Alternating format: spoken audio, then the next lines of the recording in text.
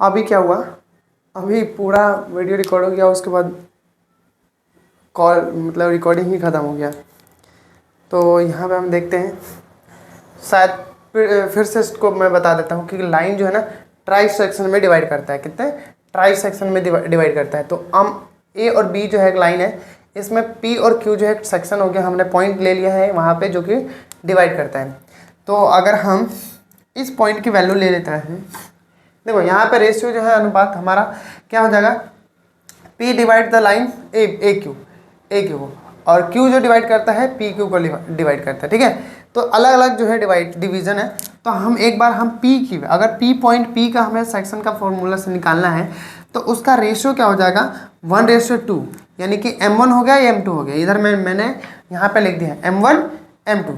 ठीक है, तो उसी तरह अगर हम P कोऑर्डिनेट का निकालना चाहे तो सेक्शन फॉर्मूला हमने अप्लाई किया था M1 × x2 plus M2 x1, नीचे M1 प्लस M2 हमने पुट कर देना है। और M1 की वैल्यू यहाँ पे जो M1 है वहाँ पे कितना है 1, यहाँ पे पुट कर दिया। x2 की वैल्यू कितना है x2 - 2 पुट कर दिया। अब M2 कितना है 2 इंटू में x1 निकालना है, x1 कितना है 4, नीचे 1 + 2 ये हमारा। ठीक है, अब ये तो बेसिक क्वेश्चन सा है बिल्कुल। 2 माइनस का 4 × 8, ये 2 + 1 3, ये इसके साथ मल्टीप्लाई हो गया तो 3x कितना हो गया, 8 में से 2 गया 6 और यहाँ पे डिवाइड हो गया तो x की वैल्यू आ गया 2। उसी तरह हमें p कोऑर्डिनेट का निकालना होगा। तो p कोऑर्डिनेट निकालने के लिए p में कोऑर्डिनेट y का निकालना हो, तो वही m1 y2 m2 y1 m1 + m2 1 × -3, ठीक है, प्लस 2 × -1 यानी कि y1 कितना है 1 है। m1 + m2 रख दिया, 3 × 3 2 × 2 माइनस का दोनों का माइनस माइनस प्लस। तो ये हमारा पास जो कोऑर्डिनेट आया है p का कोऑर्डिनेट जो है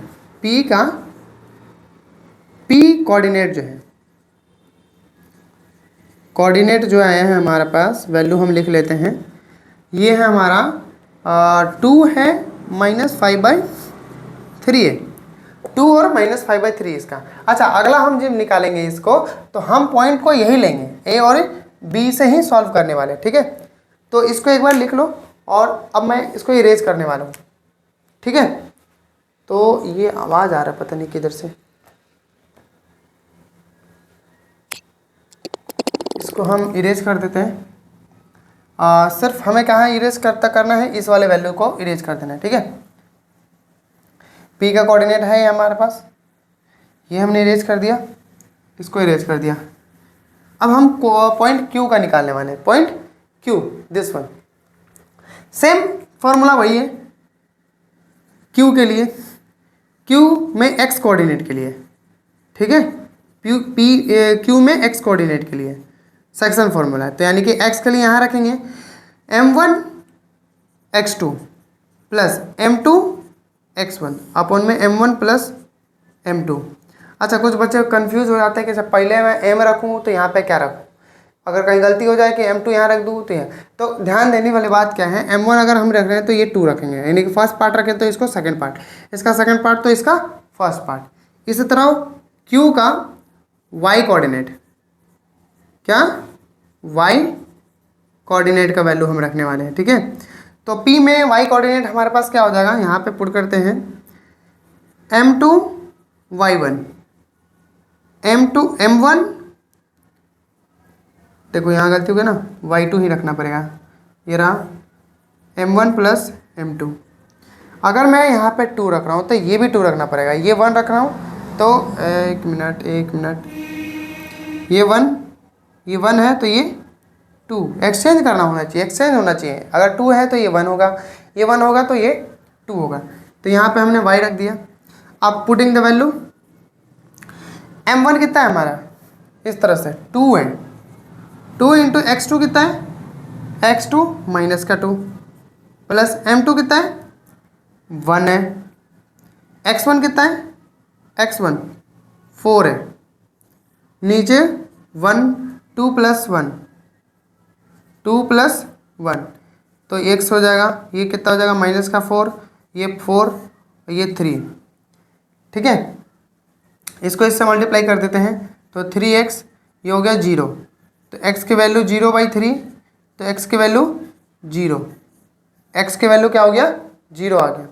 अब उसी तरह y का वैल्यू हम निकाल लेते हैं, यहाँ कर देते हैं m2 की वैल्यू है 1 और y1 कितने हैं, अच्छा यहाँ पे वैल्यू पुट सही किया है ना, m1 कितना है 2 है और x2 कितना है -2 है, ठीक है। m2 कितना है 1 है और x1 कितना है 4 है, ठीक है, सब प्लस सही किया, ओके।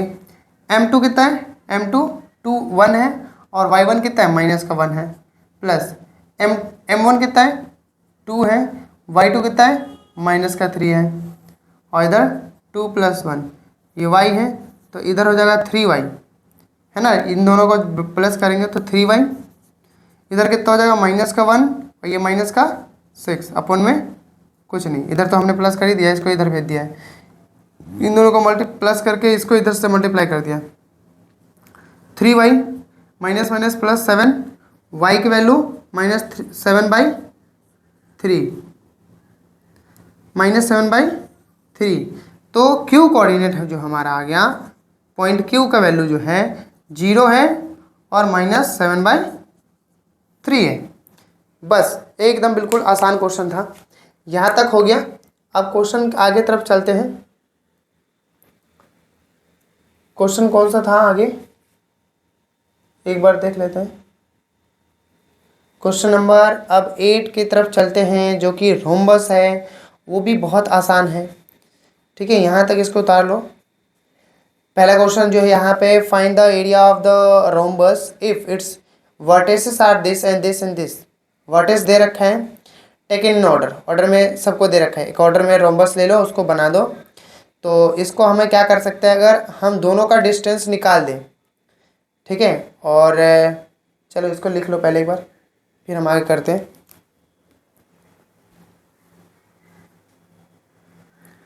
क्वेश्चन अब 8th 9th, बस हमारे पास कितने क्वेश्चन रह गए, 2 क्वेश्चन रह गए जो बहुत ही इंपॉर्टेंट है। ये दोनों क्वेश्चन जो ये रहा क्वेश्चन नंबर 9, अच्छा 18 3 है 8 भी बाकी है, अभी क्वेश्चन नंबर 8 भी बाकी है हमारे पास। क्वेश्चन 8 जो है, क्वेश्चन 8 क्या कह रहा है एक बार पढ़ लेते हैं। Find the area of rhombus if its vertices are this and this this. अच्छा एक रोम्बस बना लेते हैं, ठीक है, ये रोम्बस है हमारा, नाम दे देते हैं A B C and D और इसके वर्टेक्सेस का वैल्यू दे देते हैं 3 0 4 5 -1 4 and then last one is -2 -1। अच्छा एक चीज़ समझो, इसका ऑर्डर में दिया हुआ है, ठीक है, सिंपल सा क्वेश्चन। अगर हमें एरिया ऑफ रोम्बस निकालना है, एरिया ऑफ रोम्बस निकालना है, एरिया ऑफ रोम्बस जो है 90 डिग्री पे इंटरसेक्ट करता है, पॉइंट P मान लो इसको, ठीक है। तो हमें क्या करना है, ध्यान देने वाली बात है कि अगर हम एरिया ऑफ रोम्बस निकालेंगे कैसे, तो एरिया ऑफ रोम्बस के लिए एरिया ऑफ रोम्बस, ठीक है, एरिया ऑफ रोम्बस में और भी कुछ दे रखा है क्या, एक बार पढ़ लेते, नहीं, ठीक है, और कुछ नहीं दिखा है। तो एरिया ऑफ रोम्बस के लिए क्या होता है, 1/2 इंटू डायगोनल्स का मल्टीपल्स होगा, यानी कि प्रोडक्ट ऑफ डायगोनल्स, क्या लिख दें, प्रोडक्ट ऑफ डायगोनल्स। अब कुछ बच्चों को पता ही नहीं होगा डायगोनल्स क्या होता है। डायगोनल्स क्या होता है, विकर्ण, एक लाइन से यहाँ से कॉर्नर पे से जो कट रहा है, यानी कि हमें क्या निकालना है, 1/2 इंटू AC इंटू BD। अच्छा डिस्टेंस फार्मूला से हम निकाल लेते हैं, AC का वैल्यू निकाल लेते हैं, AC का डिस्टेंस निकालते हैं, वही x2 माइनस x1 का whole square plus y2 minus y1 का होल स्क्वायर, फॉर्मूले से, बस सिंपल से क्वेश्चन है, ठीक है। तो वैल्यू पुट कर देते हैं, putting the value getting the answer. अच्छा इसमें मान लो इसको x2 मान लो, y2 मान लो, ये x1 है y1 है, x1 y1, अच्छा यहाँ पे मान लेते हैं ये x1 है y1 है, x2 है y2 है, ठीक है। तो हम जो है AC लेने वाले हैं, दिस वन, तो x2 माइनस x1 यानी कि -1 -3 का whole square plus y2 4 minus 0 का होल स्क्वायर।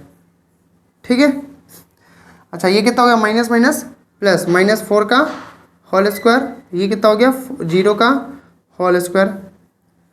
तो ये हो गया 4 का स्क्वायर 16 और ये भी 4 का स्क्वायर 16, तो यानी कि 32 हो गया 32। अच्छा इसका खोलेंगे 32 को, कैसे खोलेंगे 32 को प्राइम फैक्टराइजेशन, 2 16 8 4 2 प्राइम फैक्टराइजेशन आना चाहिए। ठीक है, तो ये तो यानी कि कितना हो गया 4√2। ये फर्स्ट इक्वेशन हो गया 4√2, क्योंकि 4√2 क्यों आया कि पेयर्स वाले बाहर आ गया, एक इसमें से एक इसमें से, अंदर क्या बचा रूट सिर्फ 2। तो ये हमने किसका निकाला है, AC। अच्छा फिर इसी तरह हम क्या निकाल लें, BD निकाल लेते हैं, distance of BD, distance of BD। ठीक है, BD ये रहा हमारा x2 माइनस x1 का whole square plus y2 minus y1 का होल स्क्वायर। तो पुटिंग द वैल्यू वही BD वाला 4 माइनस का 2 है, तो माइनस का चलो लिख लेते हैं, -2 का होल स्क्वायर प्लस y2 कितना है 5 माइनस ये भी -1 का होल स्क्वायर। तो ये कितना हो जाएगा 4 + 2 हो जाएगा। ठीक है, 4 + 2 का होल स्क्वायर, 5 + 1 का होल स्क्वायर। इधर BD जा रहा है, ये 6 का स्क्वायर और इधर कितना होगा 6 का स्क्वायर। ठीक है, ये हो गया 36, ये हो गया 36, तो 36 और 36 कितना हो गया, देखो एक चीज़ समझो कि 36 और 36 3 6 12 3 6 72, यानी कि 72 को प्राइम फैक्टराइजेशन कर दो, 36 18 9 3 3, ये बना बचा 2। तो BD का वैल्यू जो हमारे पास आया, देखो इस एक इसमें से एक इसमें से, तो 3 6√2, ये सेकेंड इक्वेशन। ये और ये दोनों निकाल दिया। अब यहाँ पे वैल्यू पुट कर दो, 1/2 AC की वैल्यू कितना है 4√2 और BD की वैल्यू है 6√2। तो इसको काट दो, 2 1 2 2 2 4। एक चीज़ तो समझे, 2 × 6 है। अच्छा ये √2 क्या होता है, सेम नंबर से हो तो क्या हो जाता है 2 आ जाएगा। ठीक है, तो 2 6 = 12, 12 2 = इसको मैंने लिख देते हैं 2 × 2 × 6, क्योंकि 2 कैसे आया √2 × √2 और ये 6 है, तो 2 2 = 4, 4 6 = 24। बस हो गया, बहुत ही आसान था। ठीक है, तो इसको भी कर लीजिए। लास्ट बट नॉट लीस्ट, उससे बाद में भी है एक क्वेश्चन हमारे पास। ठीक है, उसको भी कर लेंगे। क्वेश्चन 9 जो है ना, ये भी जितने भी अभी हमने क्वेश्चन किया है वो सारे क्वेश्चन जो है ना सेगमेंट के ही ऊपर है। पहला 9वां क्वेश्चन क्या है, find the coordinate of the points which divides the join of this and this. मतलब कि एक लाइन है, ठीक है, मान लेते हैं हम एक AB लाइन है। समझना है इसको, ऐसे ही जब तक फिगर नहीं बना के करोगे तब तक फंसोगे। A और B पॉइंट है, लाइन है जिस पे पॉइंट A का वैल्यू जो है -1 और 7 दे रखा है। ठीक है, और B का पॉइंट जो है 4 और -3 दिया हुआ है। अब ये कह रहा है कि एक पॉइंट होगा कहीं, find the coordinate of the points. मान लेते हैं, लेट कर देते हैं P। ठीक है, अब इसका भी कुछ वैल्यू होगा वो पता नहीं, बट इसने ये बोला है कि इसका रेशियो जो है ना, रेशियो जो है 2:3 है, यानी कि हमें रेशियो दे दिया है, रेशियो है 2:3। 2:3 का मतलब M1 है और M2 दिया हुआ है, M1 M2 दिया हुआ है। तो पॉइंट P का अगर हम निकालें, सब कुछ तो है हमारे पास, सब कुछ है, बस सेक्शन फार्मूला लगा देना है। पॉइंट P का x कोऑर्डिनेट, पॉइंट P का x कोऑर्डिनेट, पॉइंट P का x कोऑर्डिनेट निकालना है। तो वही x कोऑर्डिनेट निकालना होगा तो हम यहाँ रखेंगे x, वही m1 x2 plus m2 x1 upon में m1 प्लस m2। उधर अगर हम पॉइंट P का y कोऑर्डिनेट निकालें, क्या y कोऑर्डिनेट को निकालने की कोशिश करें तो हम निकालते हैं क्या, y यहाँ रखेंगे m2 y1 m1 y2 upon में m1 प्लस m2। बस इतना याद करना है, बहुत ही आसान है यार, इतना भी आसान होता है क्या, कुछ नहीं होता इतना आसान तो मैथ। सबसे चैप्टर जो है ना ट्रिको भी हम कर लेंगे, यहाँ पे ट्रिको भी बहुत ही आसान तरीके से हम उसको सॉल्व कर लेंगे, ट्रिको वाले जो क्वेश्चन है, ठीक है। जितने भी ट्रिको इसी तरह से हम कॉपी में इंपॉर्टेंट क्वेश्चन को लिखेंगे एक बार अच्छे से ढूंढ कर, उसके बाद उसको भी सॉल्व कर लेंगे बहुत इजी तरीके से।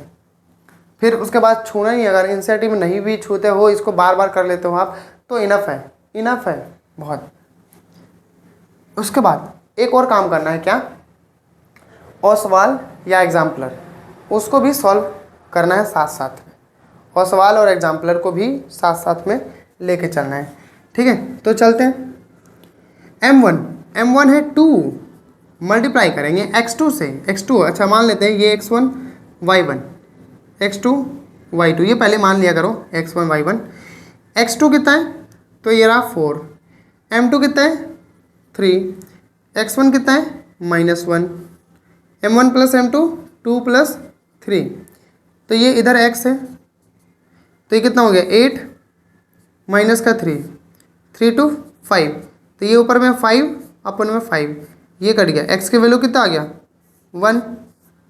बहुत ही आसान था, x की वैल्यू 4 2 जा 8 3 1 जा 3, 5 8 में से 3 गया 5, नीचे 5 है, कट गया, खत्म। उसी तरह y को निकाल लो, m2 कितना है 3, y1 कितना है y1 7 है, प्लस m1 कितना है 2 है, और y2 कितना है माइनस का 3 है, और नीचे हमें पता है कि 2 प्लस 3 रखना है, ये y है, 7 3 जा 21 और 3 2 जा 6 और ये नीचे 5। तो जल्दी बताओ कितना आया, 21 में से 16 जा 21 में से 6 को माइनस करना है, कितना आएगा देखो 21 और ये 6 माइनस करना है, तो 11 हो गया, 11 में से 6 गया 5, ये 1 तो यानी कि 15/5। और सीधी सी बात है, अगर 15 और 5 करेंगे तो 20 और 20 में एक और जोड़ेंगे तो 21, तो 5 1 जा 5 5 3 जा 15, तो y की वैल्यू कितना आ गया 3। तो हमारे पास कोऑर्डिनेट p का पॉइंट क्या आ गया, p का जो है हमारा 1 है और 3, बस। और भी कुछ फाइंड करना था क्या, नहीं, बस हमें कोऑर्डिनेट ही निकालना था। क्वेश्चन नंबर 10 की तरफ चलते हैं, जो कि क्वेश्चन नंबर 10 बहुत ही आसान है, इतना समझ में आ गया होगा। एक बार मैं पीछे चेक करता हूँ वीडियो चल रही है नहीं, कभी कभी पता चलता है कि पूरा क्वेश्चन सॉल्व कर दिया, रिकॉर्डिंग ही गायब। ठीक है, इसको उतार लो आप नोटबुक में, इसको हम इरेज कर दे रहे हैं। वीडियो को पॉज करके भी उतार सकते हो यार, इतना तो है, कॉमन सेंस होना चाहिए। लास्ट क्वेश्चन की तरफ चलते हैं, लास्ट आज इस लेक्चर का, इस चैप्टर का, इस सब्जेक्ट का, क्वेश्चन नंबर 10। क्वेश्चन नंबर 10 क्या कह रहा है, find the ratio in which the line segment joining the points. इस बार रेशियो निकालना है और पॉइंट तो दे रखा है क्या क्या, ये पॉइंट है ए, ये पॉइंट बी, इसमें हमारे पास पॉइंट है -3 10 6 -8, और एक कहीं पॉइंट होगा P जो कि इसने वैल्यू दे दिया है -1 और 6। हमें रेशियो निकालना है, तो अच्छा रेशियो के लिए निकालने के लिए हमें क्या बताना है, रेशियो जब भी पूछे तो हमें क्या लेना है, k/1, k/1, let the ratio k/1, तो इसको हम मान लेते हैं m1, इसको मान लेते हैं m2, ठीक है, m1 m2। तो p कोऑर्डिनेट का, p में x कोऑर्डिनेट का एक्स कोऑर्डिनेट हम निकालने वाले हैं। तो ये रहा P में एक्स कोऑर्डिनेट का वैल्यू क्या है, x वही m1 x2 plus m2 x1 upon में m1 प्लस m2। उसी तरह P कोऑर्डिनेट का y कोऑर्डिनेट निकालना है। क्या निकालना है, y कोऑर्डिनेट निकालना है। तो हम यहाँ पे y रख लेते हैं और m1 y2 plus m2 y1 अपन में m1 प्लस m2, इतना हमने रख लिया बस। अब लास्ट है, थोड़ा सा ध्यान देना है बस। x की वैल्यू है -1, m1 की वैल्यू कितना है k। अच्छा x2 की वैल्यू कितनी है, ये मान लिया x1 y1 x2 y2। x2 की वैल्यू कितना है 6 प्लस m2 की वैल्यू कितना है 1, x1 की वैल्यू क्या है -3 और नीचे रहा k प्लस 1। अच्छा एक चीज़ समझो, चलो ठीक है, ये जो है पूरा इससे मल्टीप्लाई होगा तो क्या आएगा वैल्यू माइनस का, तो माइनस का k और माइनस का 1 और इधर में 6k और ये माइनस का 3, तो ये माइनस का k, इस 6 को इधर लेके आ जाएंगे 6k माइनस का, ये माइनस का 3, ये उधर जाके प्लस में 1। कुछ हमने नहीं किया है, वैल्यू को इधर सेपरेट कर दिया है, k को एक तरफ नंबर वाले को एक तरफ। तो ये हो गया माइनस का 7k और ये हो गया 2 माइनस का 2, तो 2 से माइनस गया, k की वैल्यू 2:7। तो बस हो गया, कितना रेशियो कितना आ गया, रेशियो जो है हमारा 2:7। अच्छा कुछ बच्चे के क्या करें, अरे यहाँ से नहीं आ रहा है, यहाँ से भी आ सकता है, यहाँ से भी आ जाएगा। y की वैल्यू कितना है 6, देखो m2 की वैल्यू कितना है, m1 की वैल्यू है k, दोनों तरफ से सेम ही आएगा। y2 की वैल्यू कितना है -8, y1 m2 की वैल्यू है 1, y1 की वैल्यू है 10 अपॉन में k प्लस 1। तो इसको इससे मल्टीप्लाई करोगे तो क्या हो जाएगा 6k प्लस 6, ये कितना हो जाएगा माइनस का 8k और प्लस में 10, इतना हो गया, सॉल्व कर दिया। अच्छा -6k और ये हो गया प्लस का 8k, ये होगा 10 और माइनस का 6, तो ये 14k हो गया, इधर में हो गया कितना 4, तो k को ये रखो 4/14, 2 2 जा 4, 2 7 जा 14, तो k की वैल्यू 2/7। कहीं से करो यार, आंसर तो उतना ही आना है, k का वैल्यू जो है उतना ही आने वाला है। तो यहाँ पे हमारा चैप्टर टॉपिक ख़त्म हो चुका है पूरी तरह से, इतना कर लो बहुत है। इसका जो है एक एक करके हम एक PDF बना के इसको हम उसमें लिंक में डाल देंगे, ठीक है, और बहुत ही आसान था। अब नेक्स्ट टॉपिक हम करने वाले हैं क्या, ट्रिगो जो भी इंपॉर्टेंट क्वेश्चन है वो हम कर लेंगे। पहले हम क्या करेंगे, उसका चार्ट अच्छे से समझ लेंगे, उसके बाद हम क्वेश्चन की तरफ चलने वाले हैं। क्वेश्चन जो है ना लास्ट में वो जो प्रूफिंग वाला जो है वो बच्चे फंस जाते हैं और वही पेपर में आता है 3 नंबर का 4 नंबर का, ठीक है, तो उसको करेंगे। Okay, all the best, be happy, keep smiling.